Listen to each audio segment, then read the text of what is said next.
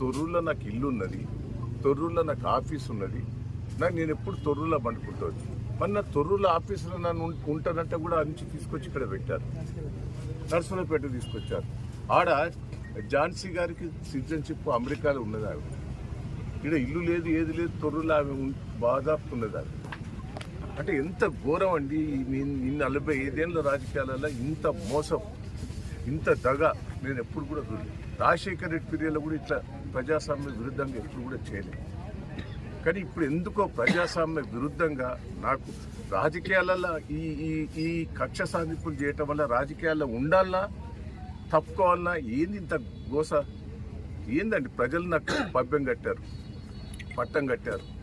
సర్పంచ్ ఎన్నికలలో మెజార్టీ సీట్లు ఇచ్చారు. నేను 46,000 ఓడిపోతే నాకు 2,000 లీడ్ ఇచ్చిన సర్పంచ్ ఎన్నికలు. పెద్ద పెద్ద గ్రామ పంచాయతీలని నన్నే గెలిపించారు.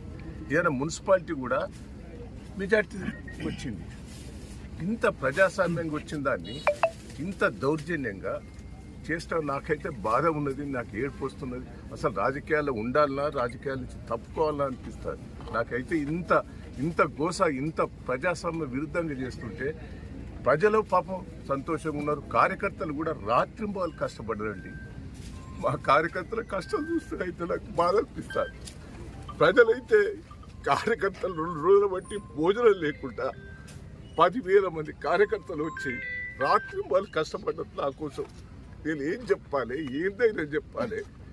ఎట్లా ఇంత విరుద్ధంగా చేస్తా అంటే రాజకీయాలలో నేను ఉండాలన్నా పోవాలన్నా నాకైతే బాధ ఉంటుంది. దయచేసి ఏంది ఈ దౌర్జన్యం?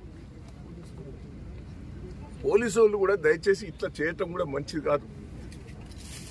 కేసీఆర్ని చూస్తే పక్క అభిమానం, మహేంద్రని చూస్తే అభిమానం ప్రజలు.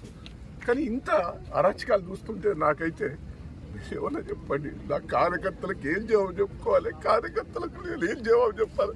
పాపం తెగించి పనిచేసారు 2 రోజులు.